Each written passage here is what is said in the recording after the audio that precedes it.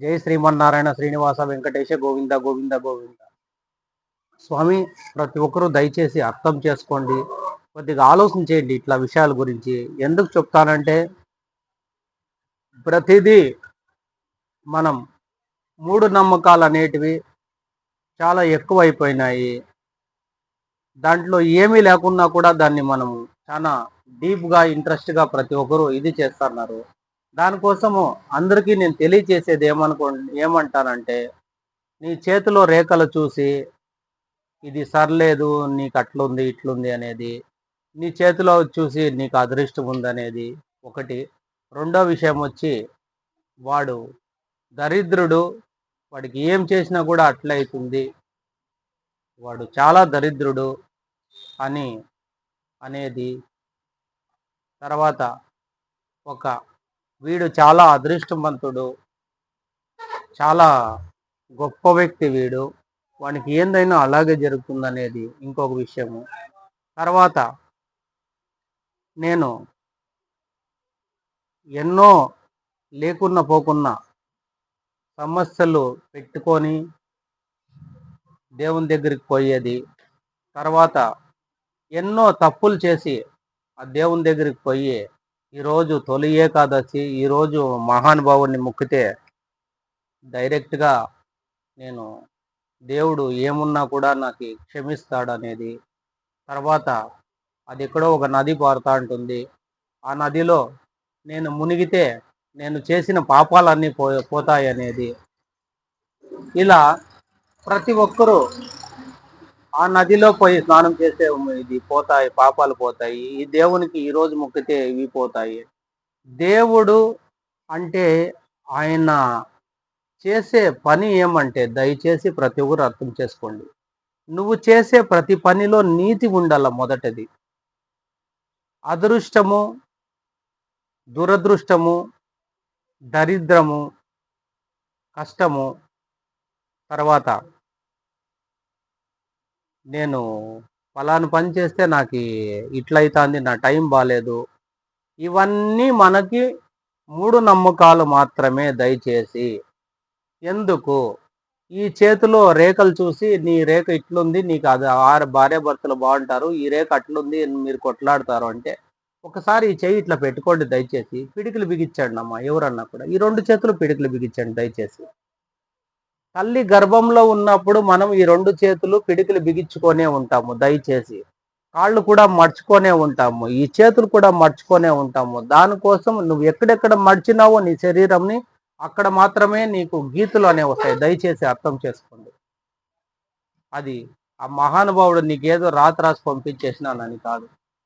నువ్వు చేయాల్సిన విధానం ఏమంటే, ఒక నీతిని ఎదుక్కో ప్రతి విషయంలో, ఒక సాంప్రదాయంగా బతుకు, ఒక పద్ధతిగా బతుకు, ఒక మంచిగా బతుకు. ఇవే ఉండేది. నేను ఈ విషయాల గురించి ఏం చెప్పాలనుకుంటున్నానంటే, దరిద్రుడు ఎవరు, అదృష్టవంతుడు ఎవరు, తప్పు చేసినోడెవడు, మంచి చేసినోడెవడు, దాంట్లో మునిగితే పాపాలు పోతాయి, ఆ రోజు దేవుని పూజ చేస్తే మాకి ఉండే పాపాలు పోతాయి, కర్మ తెగుతాయి. దయచేసి అది కాదు, నువ్వు బతికే విధానంలోనే ప్రతి ఒక్కటి ఉన్నాయి. దయచేసి అర్థం చేసుకోండి. ఒకవేళ నువ్వు దరిద్రుడు అయితే, నువ్వు తప్పు చేసినోడు అయితే, నువ్వు ఆ నదిలో పోయి మునిగినావంటే నీ పాపాలు పోతాయంటే, నువ్వు ఎన్ని తప్పులన్నా చేసి ఆ నదిలో మునుగుతానే ఉండొచ్చు కదా. దయచేసి ఆలోచించండి బాగా. నేనే తప్పు చేసినాను, ఒక ఎగ్జాంపుల్గా చెప్పేది. మరి నేను పోయేసి ఆ నదిలో మునిగేస్తే పాపాలు పోతాయి కదా, మరి ఇంకెందుకు మళ్ళీ ఎన్ని పాపాలన్నా చేసుకోవచ్చు కదా, నది ఉంది కదా. మరి ఆ దేవస్థానం పోయి నువ్వు తొలి ఏకాదశి రోజే, ఇంకొక రోజే మంచి దినాల్లో ఆ రోజు దేవుడికి మొక్కుంటే నువ్వు చేసిన పాపాలన్నీ పోతాయి, నీ కోరికలన్నీ తీరుతాయి కదా.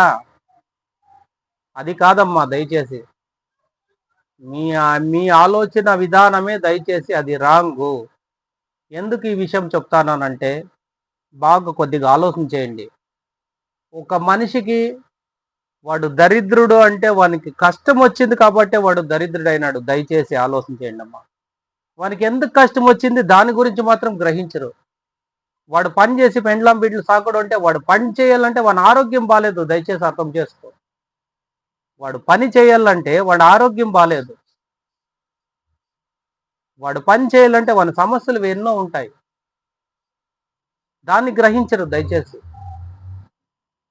వాడు ఒక అదృష్టవంతుడు అంటే ఎట్లా అదృష్టవంతుడు చెప్పండి పూర్తే పోని. వాని దగ్గర 4 కాసులు ఉండేదానికి వాడు అదృష్టవంతుడా? మరి నేను చెప్పాలంటే నేను దరిద్రుడు మరి. నీ ప్రకారంగా పోతే నేను దరిద్రుడు. ఏ విషయంలో? ఎందుకు? మా తాత వాళ్ళు మాకు ఇచ్చినారమ్మా, మీరు బతుక్కోండి బాగుండండి అని. మా అమ్మ వాళ్ళకి ఇచ్చినారు. మా నాన్న ఇల్లు కట్టినాడు. కొన్ని జాగాలు ఉండేవి, భూములు ఉండేవి. నాన్న ఈడ సంతకం పెట్టప్ప, మనకి ఇది అచ్చు లేదు అంటే నేను సంతకం పెట్టేసిన దయచేసి. ఇది మనకు సర్లేదు, సంతకం పెట్టు అంటే సంతకం పెట్టేసిన. అరే నువ్వు సంతకం పెడితే నువ్వు చెడిపోతావురా, నువ్వు దెబ్బతింటావురా, నువ్వు ఎక్కడా కాకోకుండా అయిపోతావురా అని చాలా మంది చెప్పినారు నాకు. దయచేసి నేను ఆలోచన చేయలేదు అన్న విషయము. కానీ నేను ఏరుకున్న ఒక విషయం ఏమంటే, నాది సరైన మార్గము, నా అదృష్టము దరిద్రము అని కాదు, ఒక నమ్మకము, జీవితం అనేది ఒక నమ్మకం దయచేసి. ఆ నమ్మకంతోనే నేను ముందుకు పోవాలనే ఒక దీది తప్ప నాకు ఇంకోటి ఏమీ లేదు దయచేసి. దానికి ఏం చెప్తానంటే, నేను ఎవరు ఏమన్నా అనుకున్నా పర్లేదు, నేను పోగొట్టుకున్నానని నా తల్లిదండ్రులు తిట్టుకోవాలా, నాకు ఏమీ నిలుపులేదనేసి మా అవ్వ తాతలు తిట్టుకోవాలా, అట్లా నేను దరిద్రుడైనాను? అది కాదు. నీతికి, నిజాయితీకి, న్యాయముకి వైపు నిలిచినోనికి కష్టాలు వస్తాయి. ఎందుకంటే నువ్వు నీతి వైపు నిలబడినావు. అది దరిద్రము కాదు, అదృష్టము కాదు. దరిద్రం, అదృష్టం అనేటి కొన్ని ఎగ్జాంపుల్ మాత్రమే. అవి ఎక్కడెక్కడ ఉంటాయంటే, నీ ముందర ఏదన్నా కొంచెము డబ్బులో ఏదన్నా పడింటుంది, బంగారు డబ్బులో పడింది, అది నువ్వు చూడలేదంటే అప్పుడు నువ్వు దరిద్రం. బాగా ఆలోచించే. అది నీ కంటికి కనపడింది నువ్వు తీసుకున్నావంటే అదృష్టం. ఇట్లా ఉంటుంది దరిద్రం, అదృష్టం అనేది. మనం బతకలేని విషయాల్లో, నేను కష్టపడుకోకుండా నేను దరిద్రుడు, కష్టపడలేదు దరిద్రుడు, కష్టపడుకుండేవాడు దరిద్రుడు, ఇదిగా సమస్య. ఒక్కసారి ఒక్క మనిషికి సమస్యలు వచ్చినాయంటే కొన్ని సంవత్సరాలు వేధిస్తాయమ్మా. కారణాలు ఏమన్నా కావచ్చు. మనకి దేవుడు అనే వ్యక్తి ఏం చేస్తాడంటే, నీకు ఒక దావు చూపిస్తాడు. ఎట్లా అంటే, నీకు ఈ కష్టాలు ఉన్నాయి, నీకు ఆరోగ్యం బాగాలేదు, నువ్వేం చేయాలంటే ఒక దావు చూపిస్తాడు ఆయన. నీ మైండ్కి పని పెడతాడు. నీ శరీరంలో ఉండే ప్రతి పార్టు ఏం చేస్తుందంటే, చెయ్యి అనేది అన్నం తినే పనిచేస్తుంది, ఇంకో దానికి పనిచేస్తుంది. ఈ కళ్ళు అనేవి ముందర చూపుకు పనిచేస్తాయి, ముక్కు అనేది గాలి పీల్చుకోనేకి పనిచేస్తుంది, నోరు అనేది భోజనం తినేకి పనిచేస్తుంది, నాలుక అనేది రుచి కోసం పనిచేస్తుంది, చెవులు అనేటివి వినేకి పనిచేస్తాయి. అట్లా ప్రతి పార్ట్ ఒక్కొక్క పని అది చేస్తూ ఉంటుంది. కాకుండా పోతే నువ్వు ఏ పని ఏ దాంతో చేయాలో నీకు తెలియకోకున్నప్పుడే నువ్వు దరిద్రుడైపోతావు. దాన్నే దరిద్రం అని. ఇది దరిద్రం అంటే ఏం కాదు. వానికి ఆరోగ్యం బాగలేకుండా పోతే వాడు దరిద్రుడమ్మా. వానికి ఏదో కష్టం వచ్చేసి 4 చిక్కుల్లో పడినాడంటే వాడు దరిద్రుడా? కాదు కదా. వాడు మనిషే కదా. ఒక మనిషిని అవమానియాలంటే వాడు దరిద్రుడని ఈజీగా అనొచ్చు. మరి నేను అన్ని పోగొట్టుకున్నాను, మరి నేను దరిద్రునా? మరి ఇట్లా అందరూ దరిద్రులు అయిపోతే నేను దరిద్రుడు అనేసి నేను పని పాటు చేసేది వదిలేసి అయిపోయాయి కదా వాటికి సబ్జెక్ట్. దాంట్లో ఏముంది ఇంకా? ఇన్ని పోగొట్టుకున్నాను కాబట్టి ఈరోజు ఆ మహానుభావుని గురించి నేను తెలుసుకున్నాను. దయచేసి పోగొట్టుకోకుంటే నేను ఈ పొద్దు ఈ వీడియోలు చేయను, ఇవి చేయను. ఎందుకంటే కష్టం విలువ నాకు తెలియదు అప్పుడు. దయచేసి కష్టపడేవాడికి కష్టం విలువ తెలుసు, కానీ కంటి చూపులో చూసే వాళ్ళకి ఆ కష్టం విలువ తెలియదు. చాలా మంది ఏమనుకుంటారంటే, నేను అట్లా పొడిచినా ఇట్లా పొడి. నువ్వు పొడిచిండేది కాదు, నీ జీవితంలో నువ్వు ఎన్ని కష్టాలు పడినావు అనేది ముఖ్యం. కష్టమే నీకు గురువు, కష్టమే నీకు ప్రతి ఒక్క దావ. దేవుడు ఏం చేస్తాడంటే 4 కాసులు ఇచ్చి విడిచిపెట్టేస్తాడు. నువ్వు ఎట్లా బతుకుతావు, దాన్ని ఆపుకుంటావా, నిలబెట్టుకుంటావా, మంచికి ఉపయోగిస్తావా, చెడ్డకు ఉపయోగిస్తావా? ఆ 4 కాసుల్ని నువ్వు మంచికి ఉపయోగించినావంటే నువ్వు పుణ్యాత్ముడవుతావు. ఆ విషయంలో ఉంది. మళ్ళా అదే నలుగురికి నువ్వు తాగే వాళ్ళకి ఇచ్చేసి, తినే వాళ్ళకి ఇచ్చేసి, ఆడే వాళ్ళకి ఇచ్చేసి, వాళ్ళ చేతిలో పోయి వీళ్ళ చేతిలో పోయి నువ్వు పాడు చేసుకున్నావంటే దాన్ని దరిద్రం అనేది. నీకు ఆరోగ్యం బాగలేకుండా హాస్పిటల్కి పెడితే అది కాదు దరిద్రం. నువ్వేదన్నా ఒక కార్యం చేసి నువ్వు దెబ్బతిన్నావంటే అది కాదు నీ దరిద్రం. నీ కర్తవ్యం నువ్వు చేసినావు. నువ్వు చేసే పని నువ్వు చేసినావు. అట్లా గిలగిల చాలా మంది చిక్కులు కొనేసి గిలగిలలాడే వాళ్ళు చాలా మంది ఉన్నారు. దయచేసి అర్థం చేసుకోండి. నువ్వు సరే అదృష్టవంతుడు కదా నువ్వు. నీ దగ్గర అన్నీ ఉన్నాయి కదా! మరి నువ్వు దాన్ని పెట్టుకొని ఏం చేస్తావు? నువ్వు అంతో ఇంతో నువ్వు మరి అదృష్టాన్ని నువ్వు అంత అదృష్టవంతుడు. నువ్వు కొంచెం పుణ్యం సంపాదించుకోవాలి కదా భూమి పైన. మిగిలించుకుంటే వస్తుందా పుణ్యము? ఇంట్లో ఎత్తిపెడితే వస్తుందా పుణ్యము? లేదు కదా! పుణ్యము, పాపాలు అనేవి ఎలా ఉంటాయంటే నీవు చేసే ప్రతి పనిలో ఉంటాయి దయచేసి. ఒక్కొక్కసారి ఒక్కొక్క జీవితం ఎట్లుంటుందంటే మీరు అనుకున్నంత ఈజీగా ఉండదు. దయచేసి ఒకరిని అవమానించేది ఈజీనే, ఒకరిని పొగిడేది ఈజీనే. కాకుండా పోతే తనకు మాత్రమే తెలుసు తనకు పడిన కష్టాలు, తనకు మాత్రమే తెలుసు తనకు జరిగిన సమస్యలు. ఈ పొద్దుటి వరకు నేను ఇన్ని వీడియోలు చేసినాను కదా మాటికి. నాకు కనీసం అంటే 25 సంవత్సరాల నుంచి మా నాన్న ఇల్లు అమ్మినప్పటి నుంచి నాకు ఇల్లు లేదమ్మా దయచేసి. ఈ పొద్దుటికి ఇల్లు లేదు నాకు. నేను బాడిగింట్లోనే నా జీవితం నేను గడిపేసుకుంటాను. అన్నీ పోగొట్టుకున్నానులే, నాకు దేవుడు ఇస్తాడు అని నేను చెక్కమ్మలు వేసుకొని కూర్చుంటే నాకు దేవుడు ఇస్తాడా? ఒక ప్రయత్నం చేయాలి కదా! ప్రయత్నం చేస్తాను. నా మహానుభావుని సేవలో ఉన్నా. నేను దాన్ని సంతోషించేదేమంటే లక్షల్లో ఒక్కరికి వస్తుందమ్మా ఇట్లా భాగ్యం. అదృష్టము దరిద్రము అన్నారు కదా, మీరు బాగా ఆలోచన చేయండి. ఈ సేవ, ఈ దాసప్ప పని చేసేది లక్షల్లో ఒకరికి వస్తుంది. దాన్ని నడుపుకునేది కూడా నువ్వు అదెంతో నీకు దానికి విలువ ఉండాల, దానికి ఒక రాత ఉండాల. ఊరికే నేనేదో చేసేసి పెట్టేసి సంపాదిస్తే అది కాదు సబ్జెక్ట్. నేను ఆ రోజు ఆ మహానుభావుని నమ్మినాను కాబట్టి ఇప్పటికి 10 ఏండ్లు పైన అయిపోతాను కాబట్టి ఈరోజు నాకు భోజనం దొరుకుతుంది. కానీ నేను ఎట్లన్నా సంపాదించుకోనేచ్చు అనేసి నేను సంపాదించుకొనేసి ఏదో అయిపోనులే ఏమో కానులే అనేసి బాగా ఇష్టానుసారం ఇచ్చేవాళ్ళు ఈకుండే వాళ్ళని ఇంత కావాలా అంత కావాలని ఇప్పించుకొనేసి తాగేసి పడిపోయేసి అర్థం పని చేసి అర్థం పని వదిలేసి అట్లా పని ఎప్పుడు చేయను నేను. నా వృత్తిలో నేను ధర్మం చేస్తాను దయచేసి. కావాలంటే ఎక్కడన్నా వీడియోలు తీసుకోండి, కాకుండా పోతే ఏదన్నా రికార్డింగ్ చేసుకోండి, కావాలంటే చూసుకోండి, కాకుంటే గమనించండి. స్వామి నువ్వు ఈరోజు పలానా పని చేసినావు, నువ్వు ఈ పని చేయలేదు, ఊరికే జాకెట్ కొట్టుకొని వెళ్ళిపోతాను, నువ్వు ఈ పని చేయలేదంటే తప్పుంటే చూపించండి దయచేసి. నేను తలొంచుతాను, చేతులతో జోడించి మీకు తలొస్తాను నేను ఆ రోజు తప్పు చేసినాను. అట్లా చేయను నేను, ఎందుకంటే నా మనసు ఒప్పుదు. వాళ్ళు ఇచ్చే డబ్బులు ఏమో కానీ ఆ ఇచ్చే డబ్బులు మాకు అరగాలంటే మేము చేసిన వృత్తికి న్యాయం చేయాలి దయచేసి. ఆ న్యాయం చేయలేదంటే నాకు ఏది రాదు, ఏది మిగలదు, ప్రయోజనం కూడా లేదు.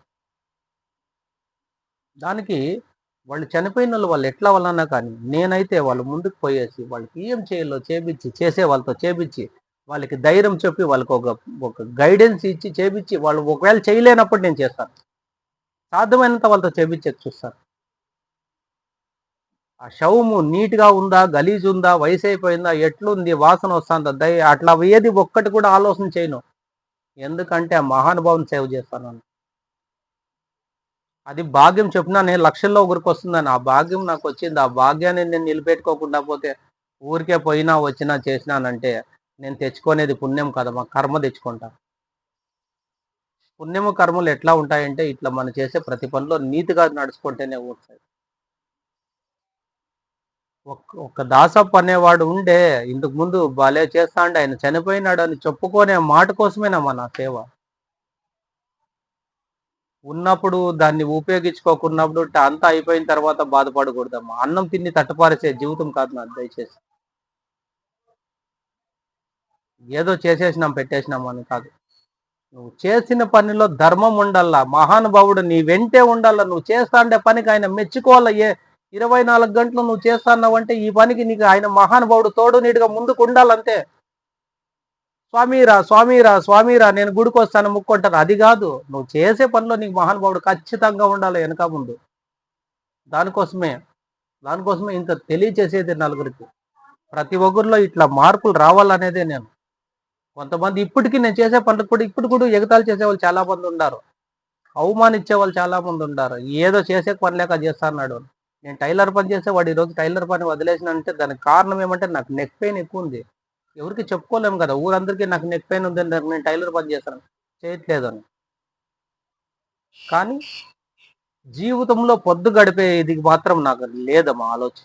లేదు స్వామి, దయచేసి దాన్ని ఏదో ఒక రకంగా ఉపయోగించుకోవాలా. నాకు తెగిలిన ఏట్లు, నాకు జరిగిన సమస్యలు, నాకు జరిగిన అవమానాలు, నాకున్న కష్టాలు ఇంకొకరికి రిపీట్ కాకూడదు అనేది నా ప్రయత్నం. నిద్రపోయిండవన్నీ లేపి చూపించాలనేదే ఒక వీడియో అంటే ఊరికి ఏదో చేసి పెట్టకూడదు. నిద్రపోయిండే మనిషిని లేయాల, మేలుకొలపాల అతన్ని. అరే నేను ఏం చేసినాను ఇన్ని రోజుల నుంచి, నేను ఇంతేనా చేసిండేది, నేను ఎప్పుడు నేను కొట్టుకున్నంత వరకు నా భార్య బిడ్డల గురించి, నా సంపాదన గురించి చూస్తానని. కనీసం కొంచెం పుణ్యం సంపాదించుకుందాం అనేది నాకు లేదే. నేను పలానోనికి నేను ఇంత మోసం చేసేసినానే, వాడు నా నుంచి చాలా దెబ్బ పడినాడే. ఈ విషయం మనం మర్చిపోతాం, ఎందుకంటే మనం బాగుపడినాం కదా, వాడు చెడిపోయినాడు కదా. అది కాదు జీవితం, అది కాదు. దయచేసి నువ్వు బాగుపడినావు, వాడు చెడిపోయినట్టే. చెడిపోయిన దగ్గరికి పోయి ఆ మహానుభావుడు మెచ్చాలంటే నేను ఒకటి చెప్తాను, సమయం ఉన్నట్లే సరి చేసుకోవాలా ప్రతి ఒక్కటి. వెలుతురు ఉన్నట్లే దీపం ఉన్నట్లే ఇల్లు సర్దుకోవాలని పెద్దోళ్ళు ఊరికే చెప్పింట్లా. ఇల్లు మాత్రమే, చాలా మంది ఏమంటున్నారంటే వెలుతురు ఉన్నట్లే ఇల్లు సర్దుకోవాలా, దీపం ఉన్నట్లే ఇల్లుని సరి చేసుకోవాలా. అది కాదు, నీ జీవితంని సరి చేసుకోవాలా, నువ్వు బతికే విధానాన్ని సరి చేసుకోవాలా, నువ్వు బతికే మార్గాన్ని సరి చేసుకోవాలా. నువ్వు ఎట్లా అంటే నేను చెప్తా, ప్రతి విషయంలో నువ్వు పెద్దోడు అంటే ఇంటికి ఒక ఇంజన్ లాంటి వాడు. నువ్వు సరే ఒక ట్రాక్ వేసుకుంటావు, ఆ ట్రాక్ లో నువ్వు పోతున్నావు అంటే నీ పెట్లని వెనక రావాలా. నీ పెట్లంటే ఏమిటి, నీ భార్య బిడ్డలు సంసారం, మనుముళ్ళు మనుమురాళ్ళు. మా తాత పోయిన దావు కరెక్ట్ అంటే మేమందరూ ఇదే దావులో పోతామని ఎంచుకోవాలా. దానికి గొప్ప చెప్పుకోవాలా, బతికినాడప్ప మా తాత అంటే ఇట్లా బతికినాడు, మా అవ్వ బతికిందంటే ఇట్లా బతికినాడు. ఇవి సంపాదించుకోవాలా నువ్వు జీవితంలో. 4 కాసులు వెనక్కేసుకొని రాళ్ళు వెనక్కేసుకొని చెప్పినాను కదా ఒక వీడియోలో, ఎన్ని రాళ్ళు వెనక్కేసుకొని 4 రాళ్ళు వేసుకొని 4 మాత్రమే వేసుకోవాలి, 40 వేసుకుంటే తల మీద పడతాయి. పాపం పుణ్యం కూడా అట్లాంటివే. దయచేసి మనం ఏం చేయాలా, మన భార్య బిడ్డలు బాగుండాలా. వీటికే స్టాప్ అయిపోయినాం. దయచేసి ముందరికి లేవు నువ్వు, నా భార్య బిడ్డలు బాగుండాలి అంతే. సరే నీ భార్య బిడ్డలు బాగుంటారు, నీకు సమస్య వచ్చినప్పుడు మళ్ళీ బయట జనాలు కావాలి కదా. నీ భార్య బిడ్డలు మొయ్యలేరు కదా నిన్నేమన్నా సమస్య వస్తే. ఆ మహానుభావుడు ఏమిటికి చెప్పు, ఒక బంధుత్వము, ఒక బలగము, ఒక ఫ్రెండ్షిప్, 4 మనుషులు కావాలని ఏంటికి ఇచ్చినాడు ఇవన్నీ. దాన్ని కాపాడుకోవాలి మనం. నీకు బాగా ఒక విషయం చెప్తాను చూడు స్వామి, ఎవరన్నా కూడా సంతోషాన్ని పంచుకోనేకి 1000 మంది వస్తారు, బాధని పంచుకోనేకి నీ వాళ్ళు మాత్రమే వస్తారు. ఆ రోజు వచ్చి నీ ముందర ఎవరు నిలబడినాడో, నీకోసం ఎవడు చేసినాడో అనేవాడే అప్పుడు నీకు తెలిసేది. చెప్తున్నాను కదా, 1000 రూపాయలు నువ్వు జోబీలో 1000 రూపాయలు ఉంటే ఆ 1000 రూపాయలు చల్లేది ఒకటి తెలుసు, లేకుంటే ఆ 1000 రూపాయలు ఎత్తిపెట్టుకునేది ఒకటి తెలుసు నీకు. నేనేమంటే మనిషి బతికిన తర్వాత ఒక 100 రాళ్ళు ఒక చోట పెట్టి మబ్బులో నువ్వు ఆ 100 రాళ్ళు ఏడ ఉంటాయి అంటే అవి కనుక్కొనే కయ్యలేదు. కరెక్టే కదా, మబ్బులో 100 రాళ్ళు నువ్వు పెట్టు, ఆ 100 రాళ్ళు ఏడ ఉంటాయి అంటే దాన్ని వెతకాలంటే ఏం కావాలా, వెలుగు కావాలా. ఆ వెలుగు మనం రమ్మన్నప్పుడు వస్తుందా. ఈ కరెంటుని పక్కకు పెట్టేసేది నేను చెప్పేది, కరెంటు అగ్గిపెట్టి పక్కకు పెట్టేసి వెలుగు కావాలి, ఎక్కడి నుంచి వస్తుంది. భూమిలో ఉంటుంది మాట, అది ఆడ ఉంటుంది చెప్పండి. కనీసం కొంచెం ఆలోచన చేయండి, మీ మైండ్కి పదును పెట్టండి నేను చెప్పే మాట. అది రాయ మీరు ఈ రాళ్ళు రాదే, అది రాయ తెలుసా. మర్చిపోతున్నారు సమయ జీవితంని. వజ్రపు రాయి, ఒక వజ్రం 100 రాళ్ళకి వెలుగునిచ్చేది ఒక వజ్రం. అట్లా ఒక వజ్రంలా బతకాల. ఆ వజ్రంలా బతికినప్పుడే దేవుడు నిన్ను చూస్తాడు, వీడు ఒక మంచి సరైన మార్గంలో పోతున్నాడు, వీడు ఒక 100 మందికి వెలుగునిస్తున్నాడు, వీడు 100 మందికి ఒక సమాజంలో ఒక ఇది చేస్తున్నాడు. రాజు రాజు రాజు అని ఎవరన్నా అన్నారంటే ఈ పనులు చేసేవన్నీ రాజు అంటారు, ఈ పని చేసేవన్నీ దేవుడు మెచ్చుకుంటాడు. అరే నువ్వు ఏం చేస్తావంటే దేవుని దగ్గరికి పోల్లా, దేవుని ముక్కల్లా, ఆటికి పోల్లా, ఈటికి పోల్లా, ఆ నదిలో మునగల్లా, ఈ నదిలో మునగాలి, ఇవన్నీ చెయ్యాలా. అవన్నీ ఎందుకు చేయాలంటే పురాతన చరిత్రలో అంతా ఆ మహానుభావుడు గుర్తు చేసుకునే దానికోసం, ఆ మహానుభావుని మర్చిపోకుండా దానికోసం ఆయన ఆ రూపాల్లో అన్ని రకాల్లో ఉన్నాడు మహానుభావుడు. కానీ నీతి అనేది మానేసి నువ్వు నువ్వు 100 తప్పులు చేసేసి పోయి దేవుని దగ్గరికి పోయి, స్వామి నేను పలానా పూజ చేస్తాను నాకు బాగా అయిపోంటే అయ్యలేదు. అది నీ నీ మూర్ఖత్వం అంతే అది. తప్పు చేయకోకుండా నువ్వు స్వామి నాకు కాపాడు అంటే నీకు అడగాల్సిన అవసరం లేదు, ఆయన కాపాడుతా అంటాడు. ఎలాంటే నువ్వు నీతిగా ఉండవు కాబట్టి. నీ శరీరము శుద్ధిగా ఉండాలా, ఆత్మ శుద్ధిగా ఉండాలా. అవన్నీ లేకోకున్నప్పుడు ఊరికే నేనేదో చేసినా పెట్టినానంటే దయచేసి అది ఎక్కడ జరగదు. అది అంటే నీ ఊహ అంతే, అది ఇంకొకరు ఎవరికి అది పనికిరాదు. దయచేసి అర్థం చేసుకోండి. దానికోసం ఏం చెప్తానంటే మనం నడిచే మార్గం ఎట్లుండాలంటే ఇన్ని రాళ్ళు 100 రాళ్ళు నువ్వు వజ్రంలాగా బతకాల. అదే నీ జీవితం. ఊరికే ఉన్నా చేసినా పెట్టినాను దయచేసి అనుకోద్దని. ఒక ప్రయోజనం ఉండాల. మనం చేసే పనికి ఒక ప్రయోజనం ఉండాలి. ఆలోచన చేయండి, అర్థం చేసుకోండి ప్రతి ఒక్కరు. నేనేం చెప్తానంటే ప్రతి ఒక్క మనిషికి కష్టాలు ఉంటాయి. అవి కష్టాలు కొంతమంది కొని తెచ్చుకుంటారు. చెప్పినాను కదా, తాగేవానికి ఆడేవానికి పెట్టేసినావంటే నువ్వు చెడిపోతావు. దరిద్రుడు అంటే అది దరిద్రుడు. నువ్వు చేతులారా చేసుకుంది దరిద్రం.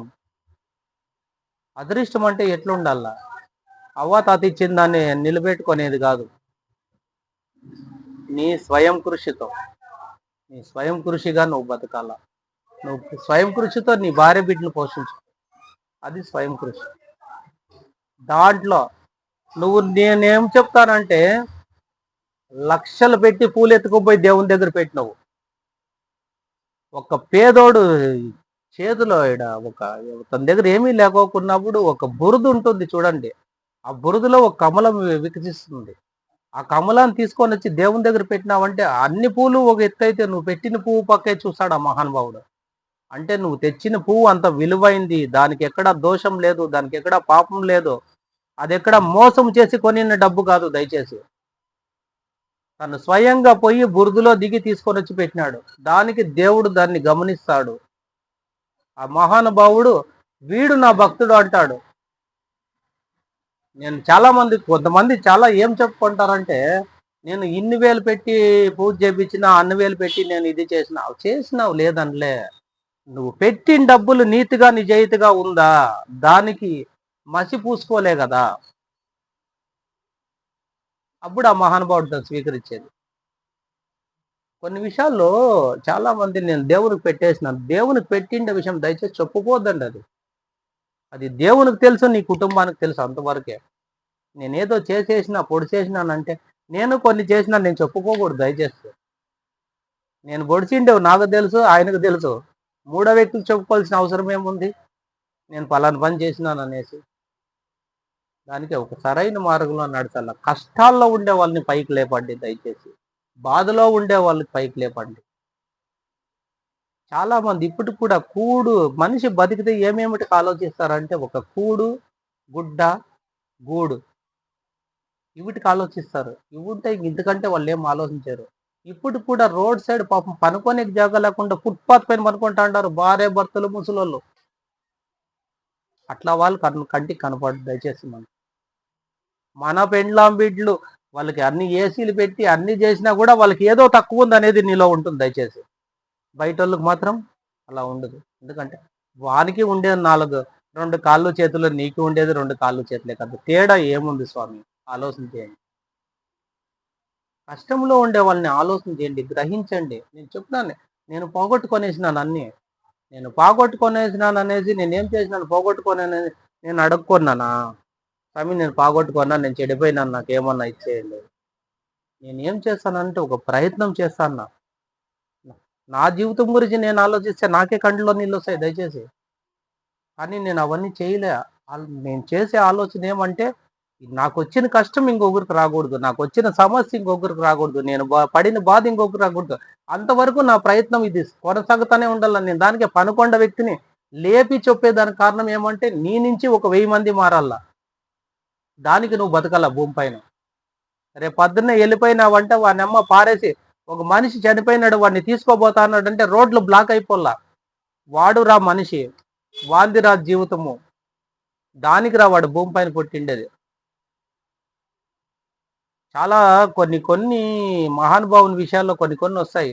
నువ్వు ఎవరు అంటే ఒక సమాజానికి ఉపయోగపడేకి, దీన్ని తయారు చేసేకి, దీన్ని నిలబెట్టే దానికోసం పుట్టిండావు అని చెప్పుకోవాలా.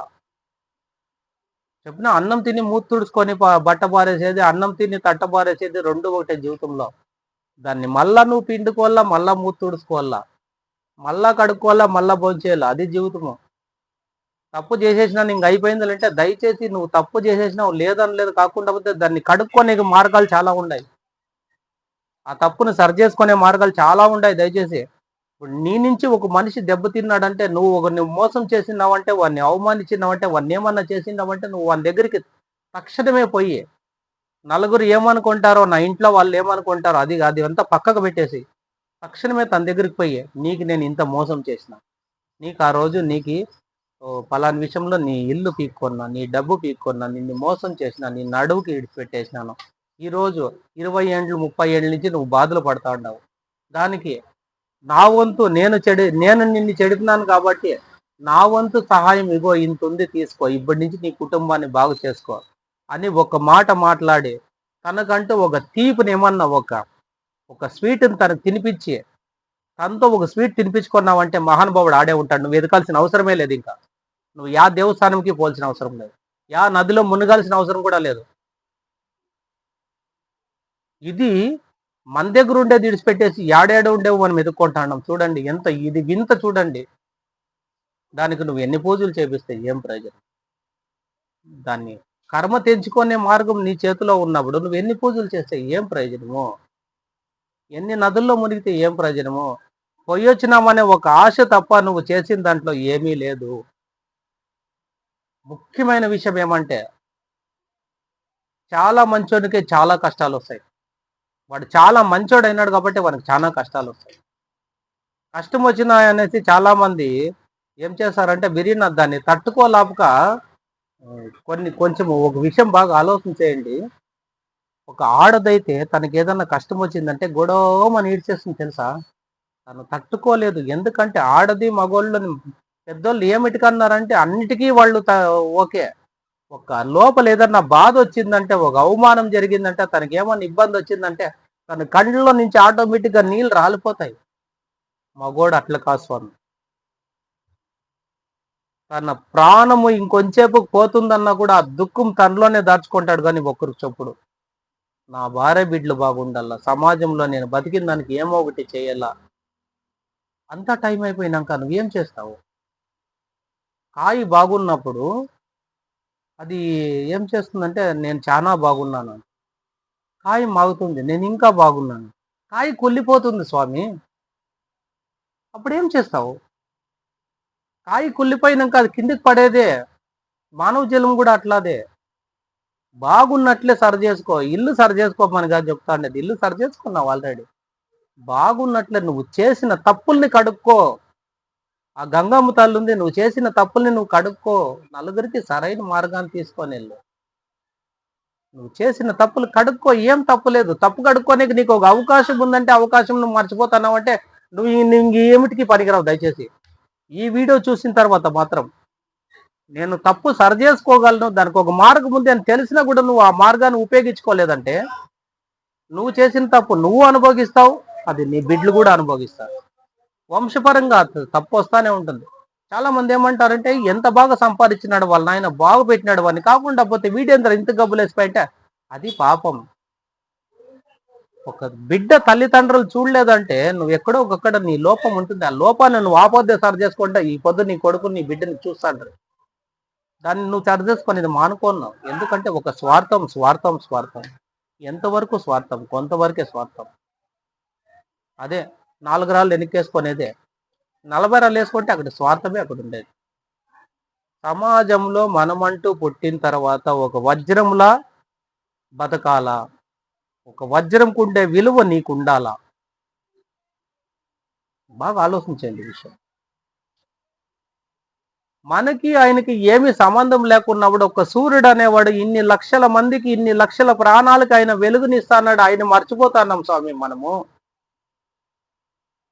ఆయనకి పండగ లేదు, పాడ్యం లేదు, వారం లేదు, వజ్రం లేదు, టైం లేదు, కానీ ఆయన చేసే పని చేస్తున్నాడు. ఎందుకంటే ఆయన మహానుభావుడు. ఆయన చూసి కూడా నువ్వు తెలుసుకోకుంటే ఎందుకు స్వామి? గుడ్డి మబ్బులో ఏమీ కనపడుకున్నప్పుడు పండు వెన్నెల్లో చంద్రుడు వస్తాడు. ఎందుకు చెప్పు? నేనంటూ ఉన్నాను మీరు చల్లగుండల్లా, నేనంటూ ఉన్నాను మీకు దావు కనపడాలి, నేనంటూ ఉన్నాను మీరు చల్లగా నిద్రపోవాల. ఆయన పని ఆయన చేస్తాడు.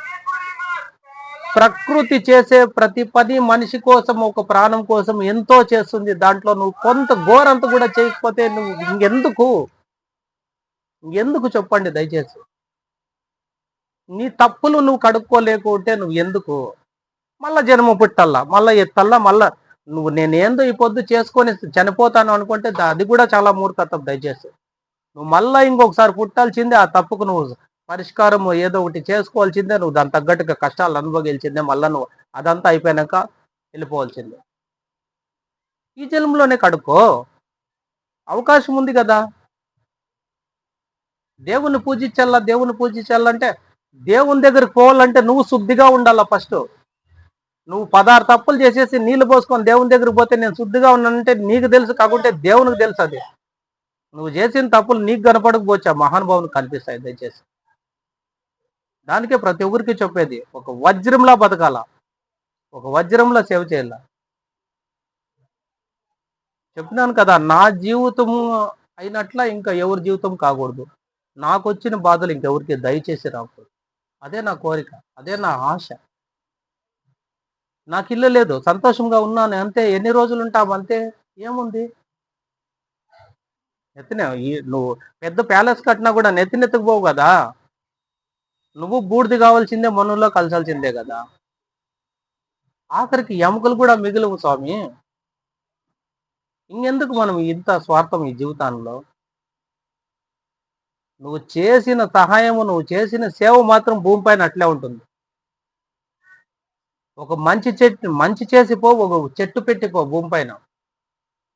చెట్టు పెట్టినావంటే ఆ నీటిలో ఉన్న ప్రతి ఒక్కరు ఏమనుకుంటారంటే మహానుభావుడు పెట్టినో ఈ చెట్టు, దానికి ఈరోజు చల్లగుండం ఈ ఎండ్లో.